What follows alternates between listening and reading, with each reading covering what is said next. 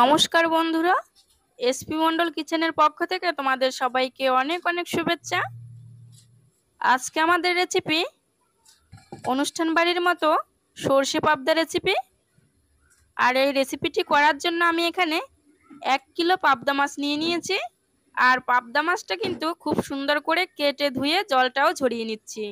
জলটা কিন্তু অবশ্যই ঝরাতে হবে, না হলে মাছটা ভাজার সময় লেগে যেতে পারে। আর এখানে বাটা মশলা হিসেবে নিয়ে নিতে হবে স্বাদ অনুযায়ী কাঁচা লঙ্কা, নিয়ে নিতে হবে ছোট চামচের 2 চামচ সাদা সর্ষে এবং 2 চামচ কালো সর্ষে, আর নিয়ে নিতে হবে 2 চামচ পোস্ত। এখানে কিন্তু ঝালটা কম বেশি করা যাবে। এটা 10 মিনিট ভিজিয়ে রাখতে হবে। তো আমি একটা বাটিতে দেখো জল দিয়ে ভিজিয়ে দিয়েছি, আর এটা 10 মিনিট পরে পেস্ট করে নেব। এখানে বড় সাইজের একটা টমেটো নিয়ে নিয়েছি, এটাও পেস্ট করে নিতে হবে। তো পেস্ট করে নিচ্ছি। প্রথমেই কিন্তু মাছটা ভেজে নিতে হবে। আর মাছটা ভাজার জন্য দিয়ে দিতে হবে স্বাদ অনুযায়ী নুন এবং হলুদ গুঁড়ো। নুন এবং হলুদ গুঁড়োটা দিয়ে হাতের সাহায্যে খুব ভালো করে মাখিয়ে নিতে হবে, যাতে প্রতিটা মাছের গায়ে নুন এবং হলুদ গুঁড়ো খুব ভালোভাবে মেখে যায়। প্রতিটা মাছের গায়ে নুন এবং হলুদ খুব ভালো করে মাখানো হয়ে গেছে। এবারে কিন্তু এটা ভেজে নিতে হবে। মাছটা ভাজার জন্য একটা কড়াই বসিয়ে কড়াইটা গরম হয়ে গেলে দিয়ে দিতে হবে পরিমাণ মতো তেল। তেলটা গরম হয়ে গেলে দিয়ে দিতে হবে মাছগুলো ভাজার জন্য। প্রথমে আমি 3টে মাছ দিয়ে দিয়েছি। মাছের এক পিঠটা 3 থেকে 4 মিনিট মিডিয়াম আঁচে ভেজে অপর পিঠ উল্টে দিতে হবে। তো আমি অপর পিঠ উল্টে দিচ্ছি। সব মাছগুলো কিন্তু আমি এখানে উল্টে দিয়েছি দেখো। আর এই মাছগুলো উল্টে দেওয়ার পরে দু পিঠটাই কিন্তু বেশ লাল লাল করে ভেজে নিতে হবে। দু পিঠটাই বেশ লাল লাল করে ভাজা হয়ে গেছে। এবারে কিন্তু একটা থালায় নামিয়ে নিতে হবে। তো নামিয়ে নিচ্ছি। প্রথমে আমি যে মাছগুলো ভাজার জন্য দিয়েছিলাম ওগুলো নামিয়ে নিয়েছি। এবারে বাকি মাছগুলো ঠিক একইভাবে ভেজে নিচ্ছি। এবারে মাছ ভাজার যে তেলটা রয়েছে এই তেলেই রান্নাটা হবে। তো এই তেলে দিয়ে দিতে হবে স্বাদ অনুযায়ী নুন, হলুদ গুঁড়ো, জিরে গুঁড়ো, ধনে গুঁড়ো, আর দিয়ে দিতে হবে ঝাল শুকনো লঙ্কার গুঁড়ো। এখানে আমি কালারের জন্য ব্যবহার করছি না, তোমরা চাইলে কাশ্মীরি লঙ্কা ব্যবহার করতে পারো। মশলাটা দিয়ে খুন্তির সাহায্যে এইভাবে নেড়ে খুব ভালোভাবে মিশিয়ে দিতে হবে। আর নেড়ে মিশিয়েই কিন্তু এখানে দিয়ে দিতে হবে টমেটোর পেস্ট। তো টমেটোর পেস্ট আমি এখানে দিয়ে দিয়েছি। এবারে খুন্তির সাহায্যে নেড়ে নেড়ে একটু ভেজে নিতে হবে। গুঁড়ো মশলাটা তেলে দেওয়ার পর কিন্তু একদম বেশি ভাজা যাবে না, তাহলে কিন্তু মশলার কালার নষ্ট হয়ে যাবে।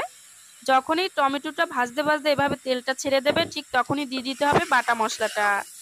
আর বাটা মশলাটা দিয়েও কিন্তু কিছুক্ষণ একটু ভেজে নিতে হবে। তো কিছুক্ষণ আমি ভেজে নিচ্ছি। কিছুক্ষণ ভাজার পরে এখানে দিয়ে দিতে হবে মশলা কষানোর জন্য জল। তো আমি এখানে ছোট বাটির 1 বাটি জল দিয়ে দিয়েছি। এবারে খুন্তির সাহায্যে নেড়ে নেড়ে মশলাটা খুব সুন্দর করে কষিয়ে নিতে হবে। মশলাটা কষাতে কষাতে যখনই দেখবে যে মশলার গা থেকে তেলটা পুরো ছেড়ে দিয়েছে ঠিক ওই পর্যায়ে দিয়ে দিতে হবে গ্রেভির জন্য জল। তো আমি এখানে একটা মগে জল নিয়ে নিয়েছি, এর 1 মগ জল আমি দিয়ে দিয়েছি। জলটা দেওয়া হয়ে গেলে জলটা যতক্ষণ না ফুটে উঠবে ততক্ষণ কিন্তু অপেক্ষা করতে হবে।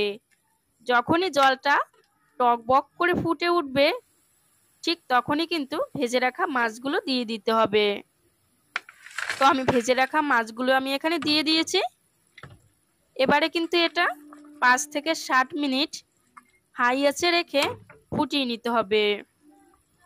তো 5 থেকে 7 মিনিট হাই আঁচে রেখে ফুটিয়ে নেওয়ার পরে যখনই দেখবে ঝোলটা এভাবে প্রায় গাঢ় হয়ে এসছে, ঠিক এরকম পর্যায়ে আসলে সব স্বাদটাকে ব্যালেন্স করার জন্য এখানে দিয়ে দিতে হবে সামান্য চিনি। এখানে চিনিটা সামান্যই ব্যবহার করতে হবে, বেশি কিন্তু ব্যবহার করা যাবে না। চিনিটা দিয়ে প্রায় 1 মিনিট মতো একটু নেড়ে মিশিয়ে দিতে হবে। 1 মিনিট মতো নাড়ার পরে এখানে দিয়ে দিতে হবে ধনেপাতা কুচি।